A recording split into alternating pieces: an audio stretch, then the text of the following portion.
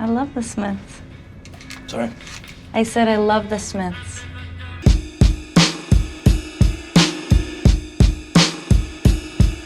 There's something bad about to happen to me. Okay, just 1 second, real quick, let's go over this. What's the worst pain you ever felt? Is it stepping on Legos?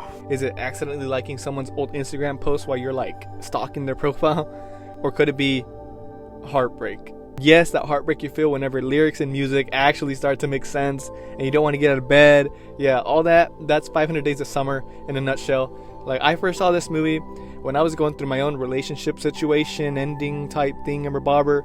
And back then, I felt like it was a love story, you know, some Romeo and Juliet type of thing where fate brings two people together, even though the movie explicitly states it's not a love story. But you know, if you watch this at the right time, the emotional side of it really hits you. After years, though, I rewatched it, and it got me thinking a lot about what else I learned from watching this movie. Even though it's the same movie, same dialogue, same everything, but I learned two completely different lessons watching it. So let's hop into those lessons. Maybe you'll learn something new. And let me know in the comments if you had anything else you learned from it. And hit that subscribe button, hit that like button. And real quick, we're going to jump into it.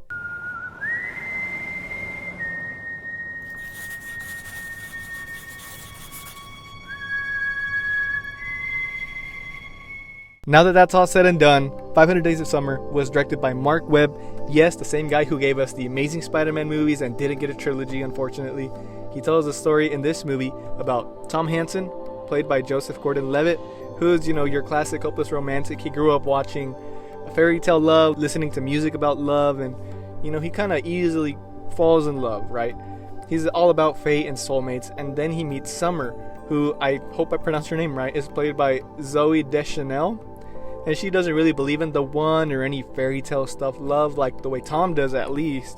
And as I stated before, the start of the film tells you right away that this isn't a love story, but that's so hard to believe. Right away, we're all hooked watching it, thinking like it has to be a love story. But this movie takes us through Tom's relationship with Summer, and here's the kicker, right? Here's the really good part about this movie, is that it's told out of order, which is such perfect storytelling, honestly, because we get to see the highest highs and the lowest lows right after each other and make comparisons to our own relationship status, relationship life. And this non-linear timeline type storytelling is just perfect. It makes everything seem just way too real. And because it makes you see his highest highs right next to his breakups, right next to the worst feelings that he's felt. So honestly, I agree now, it's not a love story. This is more of a wake-up call.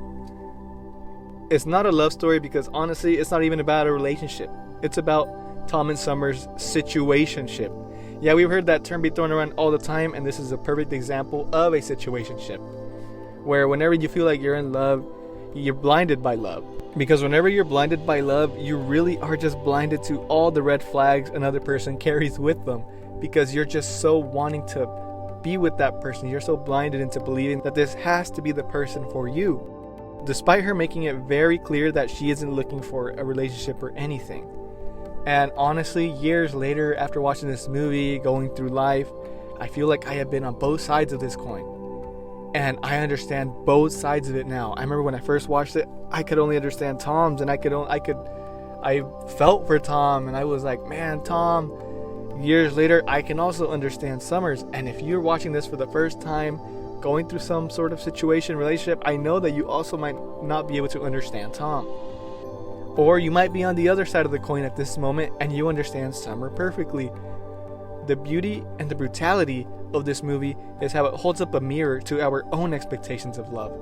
Like, Tom's so caught up in his idea of who Summer is and the idea of what relationship he wants with her. It's a reminder that sometimes the person you're with isn't even the person we're seeing in front of us. And that disconnect, yeah, it can break your heart just as much as the end of a relationship. And we can all relate to this whole heartbreak thing. We've all been there. We've all felt that. And this is where 500 Days of Summer hits hard. Because, like, let's face it, let's be honest. The first time you got heartbroken, you feel like, how does anyone survive this?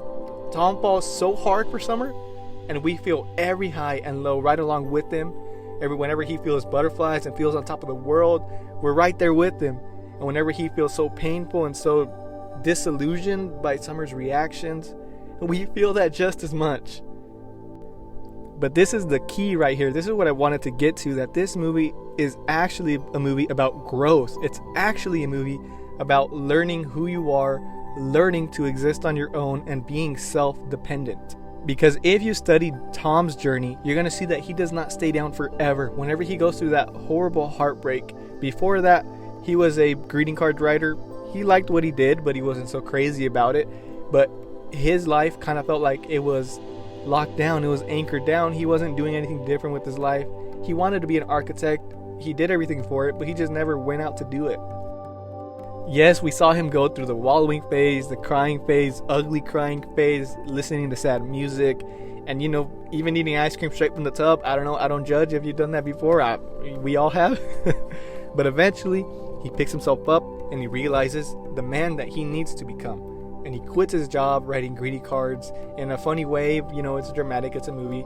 But he finally pursues the dream of becoming an architect. And I will say right now, Selena Gomez had it right. Selena Gomez called it all along. Because this guy, Tom, he needed to lose Summer to find himself. And yep, as Selena Gomez will tell you, that's just life. By the end of the movie, we see Tom meet someone new named Autumn. And yeah, maybe it's a little on the nose that, the girl right after Summer is Autumn. But the message there is solid. Life has seasons. And you might be in the summer right now, going through the heat, going through all the stuff, kind of similar to Tom. But another season is coming. And when I say life has seasons, I'm not necessarily talking about just relationships, In that case, we'd have different partners as many seasons there are in your whole lifetime. That's not what I'm saying. What I'm saying is maybe the summer you're going through right now is a person, is a other relationship. The autumn that's coming might be another person. It might be another step in your life. It might be a new job opportunity. It might be a new career path. It might be going back to school. It might be having a child. It might be losing somebody. It can be so many things.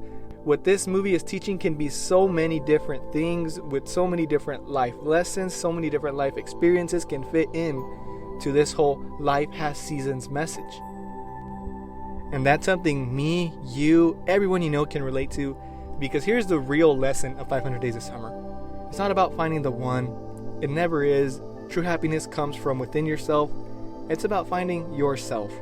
We go through relationships, friendships, jobs that might even end in a heartbreak, but each experience shapes us. And we're all like Tom, we're learning, we're growing, and hoping the next season will be different. And me as a Christian man, I believe in that true happiness comes from inside of Jesus in your heart. But regardless, this movie tells that story that true happiness needs to come from within. So if maybe you're going through a middle of a breakup, that's why you're watching this review of this movie, because that's what I was doing when I first watched it. Or you might be reminiscing the one that got away, that relationship that left a mark. But just know that it's all part of a journey. Heartbreak is rough, but it does build you up to something better if you work on it and you see the light. And if 500 Days of Summer has taught me anything, is that you cannot control what other people feel or do or anything, but you can control your own growth. Sometimes we need to lose something to make space for something better, bigger, that'll fill that gap, that void. Tell me in the comments what you thought about this movie, if you also happened to watch this at the right time or the wrong time, or at a different time. I think the timing of you watching this movie makes a big difference. If you like breakdowns like these about different movies, I'll be doing so many more on this channel. So hit that subscribe button, hit that like button, leave a comment. Let's build this community. And until next time, Jesus loves you all. Peace out. My name's Tom. Nice to meet you. I'm Autumn.